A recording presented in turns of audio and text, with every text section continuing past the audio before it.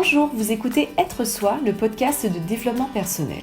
Je suis Corinne Merlot, psychopraticienne, formatrice et fondatrice de Être Soi, le premier blog de développement personnel à La Réunion. Je partage ici avec vous des outils, des techniques et des clés pour vous permettre d'être vous et de vivre la vie que vous voulez. Vous retrouverez tous les éléments dont je parle dans les épisodes sur mon blog www.etresoi.io. Abonnez-vous au podcast sur la chaîne YouTube ou sur SoundCloud, PodCloud ou iTunes pour être notifié des prochains épisodes. Si vous venez de nous rejoindre, bienvenue. Je vous invite à écouter d'abord l'épisode 0 dans lequel je me présente. Aujourd'hui, vous écoutez l'épisode 1, l'audace d'être soi. Le plus grand secret du bonheur, c'est d'être bien avec soi, nous dit Fontenelle. En effet, le plus grand secret du bonheur, c'est d'être fidèle à soi. Alors on ressent un état durable de bien-être, de sérénité, de paix intérieure. Selon moi, il n'y a rien de plus important que d'être soi. Alors bien sûr, on ne le sera pas du jour au lendemain. Nous nous sommes tellement éloignés de notre être véritable, nous avons mis tellement d'années pour construire notre moi social, avec ces masques que nous portons et ces rôles que nous jouons, que cela va nous demander un peu de temps. Mais aujourd'hui, c'est le bon moment de décider qui vous voulez être et ce que vous voulez vivre. Pour vivre cet état de bien-être durable, ressentir la paix intérieure, vivre une vie épanouissante, une vie à la hauteur de vos rêves, vous devez retrouver qui vous êtes. Vous devez vous redéfinir afin de reprendre votre pouvoir personnel.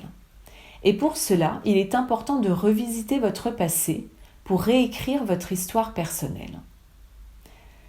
Chaque expérience que vous avez vécue a un sens, une raison d'être. Chaque expérience a construit qui vous êtes aujourd'hui. Que cette expérience ait été vécue comme agréable ou désagréable, elle doit à partir d'aujourd'hui passer au crible de votre conscience afin d'en récolter les joyaux. De chacune d'entre elles, je vous invite à observer ce que vous avez appris sur vous, sur les autres et sur le monde. Prendre du temps à observer cela va vous aider à prendre davantage conscience de qui vous êtes.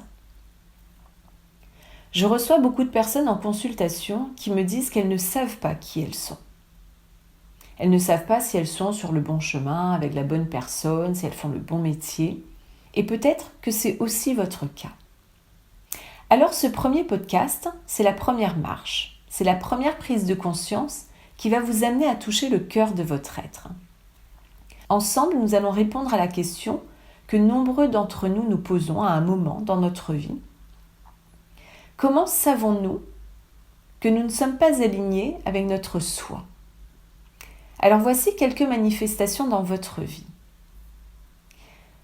Vous n'êtes pas vous lorsque vous êtes conditionné par la société. Vous n'êtes pas vous lorsque vous vous laissez définir par les autres. Vous n'êtes pas vous lorsque vous ne vous respectez pas, lorsque vous vous mettez ou restez dans des relations, des situations qui ne vous conviennent pas, ne vous conviennent plus. Vous n'êtes pas vous non plus lorsque vous n'arrivez pas à dire non. Vous n'êtes pas vous lorsque vous vous identifiez à votre ego, à vos blessures, à vos mécanismes de défense. Lorsque vous êtes en réaction, ce sont vos émotions qui prennent alors le contrôle et vous perdez vos capacités de centrage, de concentration, de réflexion et vous voyez le monde à travers le filtre de vos émotions. Vous n'êtes pas vous lorsque vous portez des masques et jouez des rôles. Lorsque vous avez besoin de répondre aux désirs et aux attentes des autres. Lorsque vous avez besoin de correspondre à leurs images, par peur de les décevoir, peur d'être jugé, rejeté, peur de ne pas être aimé.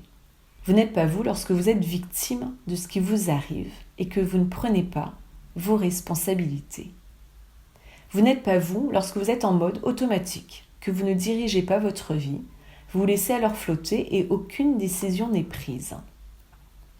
Vous n'êtes pas vous lorsque vous n'êtes pas libre de vos pensées et de vos choix. Vous n'êtes pas vous lorsqu'il y a un décalage entre vos pensées et vos actes. Et vous n'êtes pas vous lorsque vous n'êtes pas connecté à vous, lorsque vous n'incarnez pas vos dons, vos talents.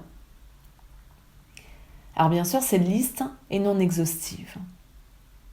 Mais peut-être que déjà vous reconnaissez dans ces différents exemples.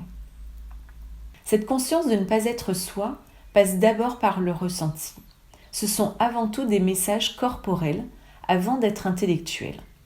Vous vous levez le matin et vous vous sentez déprimé, ou vous êtes stressé, en colère ou triste. Vous ressentez un malaise, un mal-être, la sensation de ne plus être à votre place. Il y a vraiment une sensation physique. Ou pire, vous êtes malade, le dernier message que le corps vous lance pour qu'un changement s'opère. Ces messages que vous envoie votre corps vous indiquent que vous n'êtes plus aligné avec votre essence. Vous ne marchez plus dans le rêve de votre âme. Et ce n'est pas agréable de ne pas être soi. Mais nous n'avons pas toujours une compréhension claire de notre malaise, ni les moyens d'y remédier. Mais ce qu'il faut se dire, c'est que c'est alors une fantastique opportunité pour changer. C'est le moment idéal de s'écouter pour changer. J'ai beaucoup de personnes dans mon cabinet qui me disent « Actuellement, ma vie est stressante, épuisante, décevante, au point de sentir l'envie de la changer en profondeur. J'ai envie de changer de travail, j'ai envie de quitter mon conjoint, j'ai envie de partir ailleurs, de faire quelque chose plus en accord avec mes valeurs. J'ai besoin d'être utile, j'ai besoin d'être en accord avec moi. » Bien sûr qu'il n'y a rien de plus important. Nous cherchons tous à être heureux. Nous aspirons de plus en plus à toute autre chose que suivre la voie tracée par la monotonie de nos propres vies. Nous cherchons à être en harmonie avec notre moi profond, à trouver du sens aussi bien à notre vie personnelle que professionnelle. Alors maintenant, la question, c'est comment être en accord avec soi ? Comment s'aligner ? Comment se reconnecter à notre moi profond ? Devenir soi, c'est s'individualiser. Et c'est ce que proposent les psychothérapies pour ces personnes qui sont en recherche de bien-être ou de mieux-être. C'est se différencier, se distinguer, se séparer du désir de l'autre, se séparer du conformisme social, c'est trouver son unicité.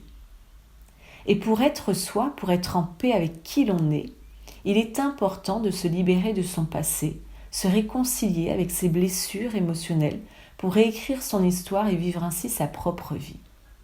Autrement dit, être soi, c'est se connecter à son soi supérieur. C'est s'écouter, écouter ses ressentis, ses besoins, ses désirs, écouter sa petite voix intérieure et la suivre. Être soi, c'est vivre sa propre vie. C'est prendre la responsabilité de sa vie, de ses choix, de ses actes. Être soi, c'est marcher dans sa vérité, dans ses paroles, dire ce que l'on fait et faire ce qu'on dit. Autrement dit, c'est être aligné.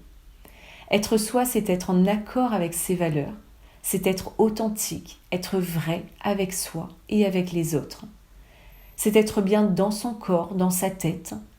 Être soi, c'est être serein, c'est être dans la joie et dans la plénitude de son être. Et vous, comment vous vous sentiriez si vous étiez vous-même, si vous viviez la vie qui vous ressemble ? Vous retrouverez sur le blog Être Soi les notes de cet épisode et je vous invite à y laisser vos commentaires ou vos questions. Je vous ai également préparé une fiche pratique en lien avec cette vidéo où je vous invite à identifier à quel moment vous n'êtes pas aligné avec votre être profond. Ce qui est important ici, c'est simplement d'en prendre conscience. Voilà, alors n'hésitez pas à vous abonner à ce podcast sur les différentes plateformes. Si vous voulez soutenir ce podcast, le moyen le plus simple est de le partager à votre entourage ou de laisser un avis avec 5 étoiles sur iTunes pour que d'autres puissent le découvrir. N'hésitez pas à le partager autour de vous. Merci de m'avoir écouté et à bientôt.